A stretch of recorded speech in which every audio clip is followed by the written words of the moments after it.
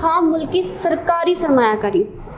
हाँ मुल्की सरकारी सरमायाकारी कैसे हो जाती है कि एक हमारी जो गवर्नमेंट है वो क्या करती है, ना तो सिर्फ वो सरमायाकारी करती है बल्कि वो क्या करती है, अशिया सरमाया भी ख़रीदती है।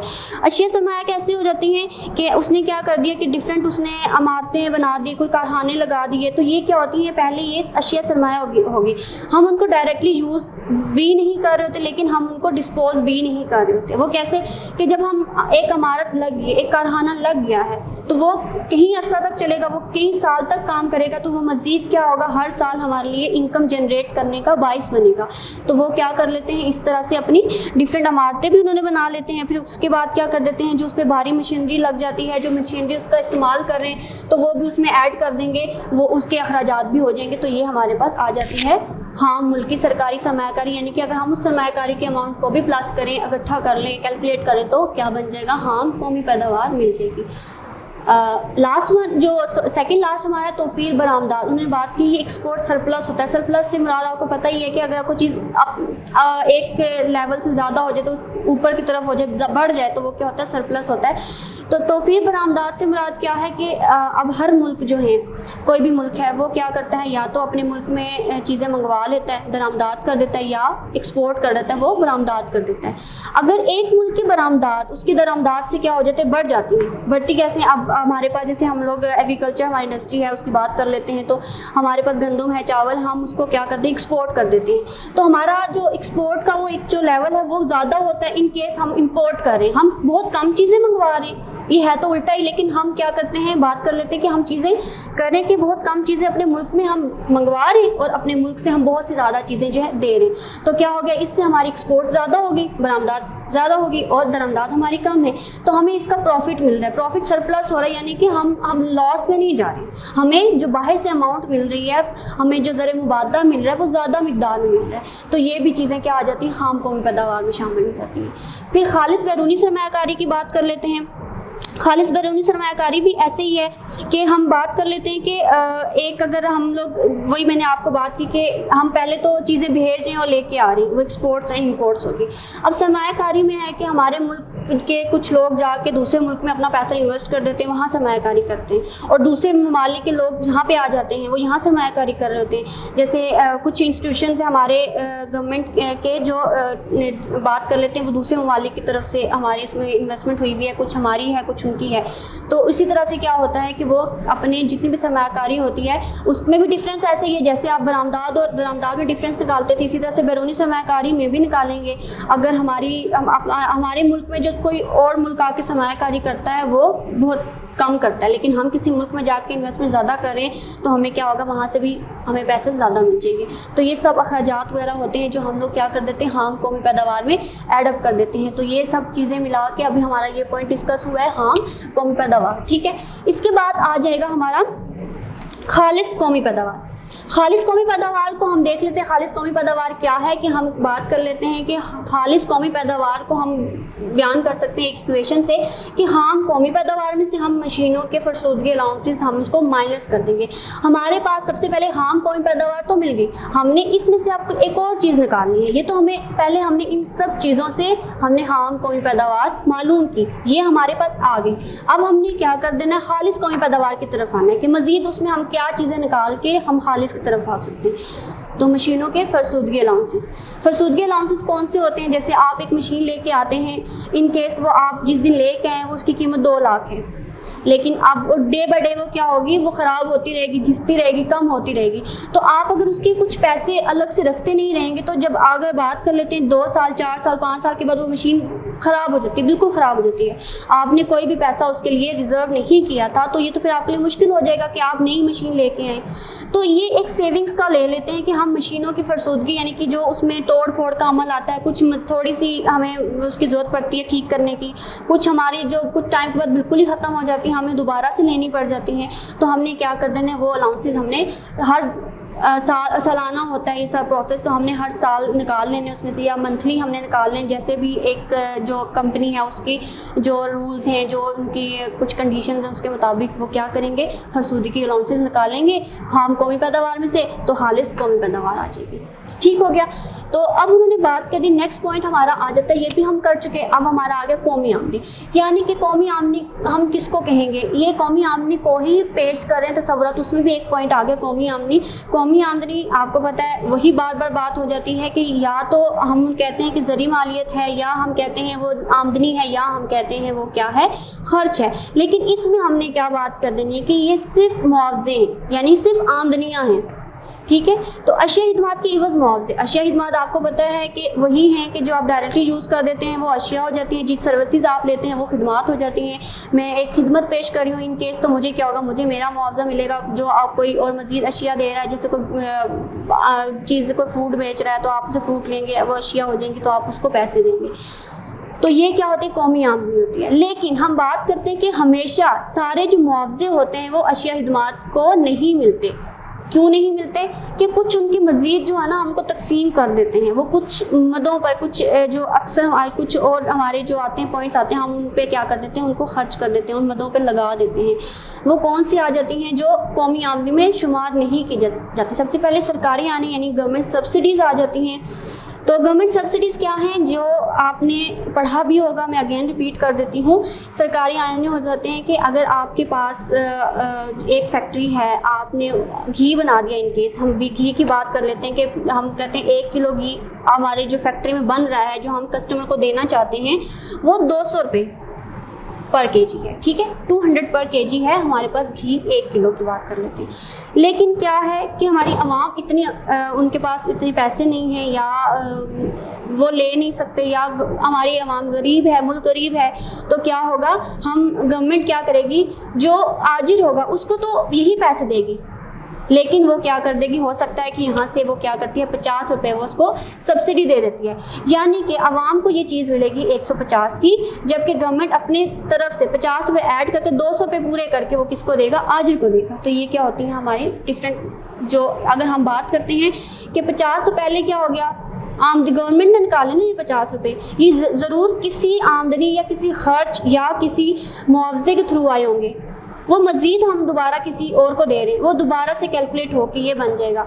तो हम इसमें ये चीज़ देखते हैं कि हमारी जो खालिस निकालने के लिए, हम कौमी आमदनी निकालने के लिए, हम आयानी जो सरकारी जो हमारी सब्सिडीज़ हैं, हम उनको 2 बार कैलकुलेट नहीं करते, उनको हम माइनस कर देते हैं। कौमी पैदावार में हम या तो ऐड अप कर देते हैं, कहते हैं कि ये हमारे पास क्या हो जाएगा, कौमी पैदावार में हमारा 50 रुपये ऐड हो गया, क्योंकि यहाँ से हम कैलकुलेट करेंगे तो ये 150 का डिफरेंस है, 50-50 निकलते रहेंगे। तो हम क्या करेंगे, इसको ऐड अप करके 200 बना देंगे, या हम सिर्फ इसको 200 ले लेंगे, ठीक है। तो ये हमारे सरकारी आने होंगे। फिर आ जाते हैं हमारे टैक्सेस, यानी कि हमारे डायरेक्ट टैक्सेस आ जाते हैं, तो बिलावास्ता इनडायरेक्ट टैक्सेस आ जाते हैं। वो ऐसे होते हैं कि अगर आपके पास एक कौमी आमदनी आ चुकी है, लेकिन क्या होता है कि वो कौमी आमदनी में जो एक आजिर के पास एक अमाउंट आ गई है, उसमें से उसको मज़ीद टैक्सेस भी निकालने होंगे। टैक्सेस कैसे निकालने होंगे, एक्साइज ड्यूटी टैक्स हो जाएगा, सेल्स टैक्स हो जाएगा, डिफरेंट किस्म की जो कैटेगरीज है टैक्सेस की, वो भी क्या होगा, यहाँ से निकाले जाएंगे। अगर टैक्सेस नहीं निकाले जाएंगे तो वही बात होगा, 2 बार कैलकुलेट हो जाएगी। एक दफ़ा टैक्सेस की सूरत में, यानी कि टैक्सेस भी तो गवर्नमेंट के पास जाते हैं, तो वो भी जो गवर्नमेंट के पास जाते हैं वो तो आपको पता है आजिर जो है वो किस पे कन्वर्ट कर देता है, आजिर वो आवाम पे डाल देता है। तो वो क्या होगा कि 2 दफ़ा कैलकुलेट हो जाएगा, इसलिए हम टैक्सेस को क्या कर देंगे, माइनस कर देंगे। फिर कारोबारी इंतकाली अदायगियों की बात कर लेते हैं। कारोबारी इंतकाली अदायगियाँ क्या होती हैं कि जैसे आपको कोई गिफ्ट मिल रहा है, ठीक है, या हम पेंशन जो हमारे ओल्ड जो हमारे जो एम्प्लॉयज़ होते हैं, हम उनको पेंशन दे रहे होते हैं, तो ये क्या हो जाती है, कारोबारी इंतकाली अदायगियाँ। अगर गिफ्ट की बात करें तो गिफ्ट अगर मैं किसी को दे रही हूँ तो वो तो मेरी कस्टडी में था, उसके लिए मैंने पैसा खर्च किया, वो उस आमदनी में गया, जो मैंने पैसे खर्च किए, ये जैसे मैंने कंजप्शन की तो वो कौमी आमदनी में चला गया कि मैंने इतना पैसा खर्च किया उस पर, ठीक है। लेकिन मैं आगे दूसरे बंदे को दे रही हूँ, अब उसको तो वो मिल रहा है, लेकिन वो मज़ीद उसकी आमदनी में शुमार नहीं होगा। क्यों आमदनी में शुमार नहीं होगा, क्योंकि ऑलरेडी मैं उसके लिए पे कर चुकी हूँ। अगर हम दोबारा से उसको कौमी आमदनी में लेके जाएंगे तो वो वही डबल काउंटिंग हो जाएगी। तो हम इसको भी क्या कर देते हैं, इसको तकसीम करके हम इसको निकाल देते हैं, कारोबारी अदायगी जो होती है। फिर शुमारियाती फ़र्क की बात कर लेते हैं। एक हमारा जैसे एरर आ जाता है, उसको हम एरर को निकालने के लिए हम बात करेंगे कि 3 तरीके हैं। मनी वैल्यू ज़री मालियत के लिहाज से हम कौमी आमदनी निकाल सकते हैं, आमदनी के लिहाज से निकाल सकते हैं और खर्च के लिहाज से। अगर हम तीनों तरीक़ों से कौमी आमदनी निकालते हैं तो इसका एक होगा कि निकले की आमदनी वही, लेकिन हल्का सा कुछ फ़र्क आ जाएगा, उसमें कैलकुलेशन चेंज हो सकती हैं थोड़ी बहुत, थोड़ा सा उनमें क्या हो जाएगा, डिफरेंस आ जाएगा। तो हम उस फ़र्क को निकालने के लिए शुमारियाती फ़र्क कर देते हैं, तो उनको आपस में माइनस कर देंगे तो हमारे पास क्या आ जाती है, कौमी आमदनी बचेगी। तो हम कौमी आमदनी को एक डिफरेंट जो है ना छोटा सा फॉर्मूला बना देते हैं कि कौमी आमदनी एक्चुअल आई कहाँ से। सबसे पहले बात हुई जो हमारी बात होगी कि हमने हाम कौमी पैदावार में, हाम कौमी पैदावार से हमने क्या कर दी, खालिस निकाल दी। अब खालिस में से हमने क्या कर देना, ऐड अप कर देना है। हमने सब्सिडी, जो हमने ये 50 रुपये की सब्सिडी दी है, हमने इसको ऐड कर देना है, लेकिन फिर हमने साथ ही क्या कर देना, माइनस कर देना है हमने टैक्सेस को। जब हमने टैक्सेस माइनस कर दिए, उसके बाद मजीद हमने इन कारोबारी इंतकाली अदायगियों को भी माइनस कर देना है, और फिर हमने शुमारियाती फ़र्क को भी माइनस कर देना है। तो हमारे पास एक कौमी आमदनी का फॉर्मूला आ जाएगा, इसको हम कह सकेंगे कौमी आमदनी। फिर आ जाएगा शख्सी आमदनी। शख्सी आमदनी आपको पता है कि एक पर कैपिटा इनकम होती है, एक शख्स की इंडिविजुअली एक आमदनी होती है, हम उसको ले लेंगे। तो शख्सी आमदनी क्या होती है, इसको हम देख लेते हैं साल भर के दौरान वसूल होने वाली अपनी अपनी आमदनियाँ, कि साल भर उसको क्या हुआ, जो उसने काम किया, जो उसने सर्विसेज दी, जो उसने अशिया दी, उनके मुकाबले में उसको जो वसूल होती है आमदनी वो होती है। लेकिन ये इसमें बात कर लेते हैं कि जितनी भी आमदनी होती है ना जो उसने दी होती है, वो सारी की सारी जो है ना शख्सी आमदनी में शुमार नहीं होती। कुछ ऐसी चीज़ें होती हैं जो हमें शख्सी आमदनी में से भी निकालनी होती हैं। वो कौन सी हो जाती हैं, वो पढ़ लेते हैं मुश्तरका सरमाए की कंपनियों के मुनाफा पर टैक्स। यानी कि हमारे पास मुश्तरका सरमाए यानी कि जो लोग, कुछ लोग मिल के कंपनी चला रहे होते हैं, वो क्या होता है, जॉइंट उन्होंने एक स्टॉक से वो काम चला रहे होते हैं, तो उनको क्या होता है, मुनाफा होता है। उस मुनाफे पर, उस प्रॉफिट पर भी एक टैक्स होता है। अगर इतना प्रॉफिट आपको हुआ तो आपने इतना टैक्स पे करना, अगर इतना प्रॉफिट हुआ तो इतना आपने पे करना। ये कैटेगरीज होती हैं डिफरेंट। तो वो क्या करते हैं, उस टैक्स को भी क्या कर देंगे, निकालना पड़ जाता है, क्योंकि ये इसमें शामिल नहीं होगा। पहले हम अगर कर देंगे तो वो फिर सबका अलग अलग मुनाफा, फिर उस पर टैक्सेस। तो इसलिए क्या करते हैं कि सबसे पहले वसूल होने से पहले क्या होता है, जो इन कंपनीज को एक प्रॉफिट हुआ होता है उसका टैक्स पे कर देंगे, ये निकाल देंगे। कुछ क्या होता है कि जो शामिल नहीं होता शख्सी आमदनी, वो क्या चीज़ शामिल नहीं होती, गैर मुनक़सिम मुनाफा। गैर मुनक़सिम मुनाफा कैसे, कुछ आपको पता है कि एक तो प्रॉफिट है जो आपने सब में डिवाइड कर दिया, कुछ प्रॉफिट ऐसा है कि जो आप डिवाइड नहीं करते, वो मजीद बिजनेस एक्सपेंड करने के लिए आप क्या करते हैं, रख लेते हैं। सही, वो क्या हो गया, गैर मुनक़सिम, यानी कि तकसीम नहीं हुआ। हमारे पास एक अच्छा काम चल रहा था, हमें बहुत ज़्यादा प्रॉफिट हो गया, ठीक है, हमने एक अपनी फिगर रखा होता कि अगर जितना भी प्रॉफिट होता है हम उसमें से सिर्फ 50, अगर हम बात करते हैं कि हमें 20% प्रॉफिट हो रहा है इन केस, तो हमने एक कंपनी बनाते हुए पहले हमारी मीटिंग में जो भी बात हो वो ये होगी कि हमने जितना भी प्रॉफिट निकले हमने 10% ही जो है ना हमने आपस में तकसीम करना है। बाकी अगर 2% भी ऊपर होता है, 4% ऊपर होता है, 10% होता है, तो वो हमने क्या कर देना, बिज़नेस को मज़ीद एक्सपेंड करने के लिए हमने उसको रख देना है। तो यही चीज़ कहेंगे हम कि ये 20% उसको तो प्रॉफिट हो रहा है, लेकिन वो क्या करेगा, 10% तो वो लेगा, आपस में डिवाइड कर लेंगे। बाकी का जो 10% है वो मज़ीद बिज़नेस के लिए वो रख लेंगे। यानी उसमें मज़ीद अगर आप इनोवेशंस आती हैं तो नई मशीनरी ले आएंगे। अगर एक बिल्डिंग है तो वो डिफरेंट इसी तरह से वो काम जमा करके पैसे हर साल के उस तरह से जमा करके वो क्या नई बिल्डिंग बना सकते हैं। तो ये चीज़ होती है गैर मुनक़सिम मुनाफा, भी क्या कहेंगे, शख्सी आमदनी में शुमार नहीं होगा। फिर समाजी तहफ़्फ़ुज़ के लिए अदायगी होती है। समाजी तहफ़्फ़ुज़ के लिए अदायगियाँ कौन सी होती हैं कि आपको पता है कि डिफरेंट जो हमारे एम्प्लॉयज़ होते हैं हम उनके लिए कुछ फ़ंड्स रख लेते हैं। अगर कोई बीमार है तो मेडिकल का फ़ंड हो जाएगा कि अगर आप बहुत बीमार हैं तो आप हर महीने या हर साल में जो है ना इतने अमाउंट के जो है ना आप ट्रीटमेंट अपना करवा सकते हैं। जैसे पैनल पे भी होता है, कुछ आप पहले से पे कर देते हैं, लेकिन जब आप कंपनी को बिल पे कर देते हैं तो बिल आपको वो कंपनी आपको वो बिल क्या कर देती है, उसकी अमाउंट के पैसे आपको दे देती है। तो ये भी शख्सी आमदनी में नहीं जाता। क्यों, हमने ये अलग रखा होता है।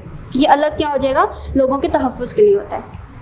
तो वही बात कर लेंगे कि हमारे पास कौमी आमदनी से के तसव्वुरात में सबसे पहले शुरू हो गया, फिर शख्सी आमदनी तक हमारा यहाँ तक ये क्लियर होगी कि शख्सी आमदनी में से हमने कौन सी चीज़ निकालनी। अब आ जाती है काबिल इस्तेमाल शख्सी आमदनी। काबिल इस्तेमाल कौन सी होती है, हमारी disposable income, per capita income, यानी कि अब ऐसी आमदनी जिसको आप अपनी मर्ज़ी से कहीं भी अपनी ज़रूरत के मुताबिक इस्तेमाल कर सकते हैं, अपनी ज़रूरत के मुताबिक उसको रख सकते हैं, यानी कि आपके पास टोटल कंट्रोल होता है उस आमदनी को इस्तेमाल करने में। तो वो होती है per capita income, disposable per capita income. तो उसका एक छोटा सा फॉर्मूला बात कर लेंगे तो वो क्या होगी, शख्सी आमदनी, इस आमदनी में से हम क्या कर देंगे, टैक्सेस को निकाल देंगे, तो वो क्या होगी, काबिल इस्तेमाल शख्सी आमदनी। तो ये सब चीज़ें आ जाएंगी जो हमारे तसव्वुरात है कौमी आमदनी के, कि हमारी कौमी आमदनी इन एंड तक हमें कैसे मिलती है। तो उसमें 5 कैटेगरीज आ गई थी। हाम कौमी पैदावार की कैटेगरी आई है, खालिस कौमी पैदावार की कैटेगरी आई है, फिर कौमी पैदावार की आई है, उसके बाद शख्सी आमदनी और काबिल इस्तेमाल शख्सी आमदनी। यहाँ पे उन्होंने बात तो कर दी कि शख्सी आमदनी में से आप बराह रास्त टैक्सेस निकालेंगे तो आपके पास जो है ना कौमी आमदनी मिल जाएगी, ये शख्सी काबिल इस्तेमाल शख्सी आमदनी मिल जाएगी।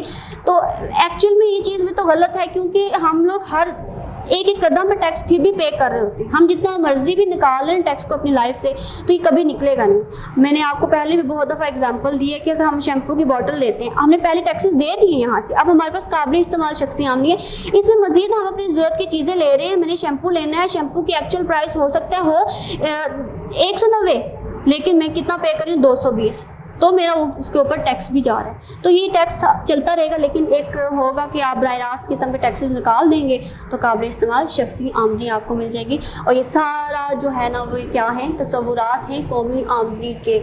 आपको समझ तो आ गई होगी। अगर नहीं भी आई तो आपके बुक में टोटल हर चीज़ जो है ना बिल्कुल हुई हुई एक्सप्लेन है, आप उसको पढ़ सकते हैं इजीली। आपकी बुक में एक टेबल भी बना हुआ है तसव्वुरात का, उसमें क्या होगा कि आपको ये सारी चीज़ें स्टेप बाय स्टेप जो है ना उन्होंने टेबल में बना के दिखाई हुई हैं, आप उसको रीड आउट कर लेना तो सारी आपको समझ आ जाएगी। फिर हम नेक्स्ट शुरू कर देंगे मेजरमेंट। थैंक यू आज के लिए।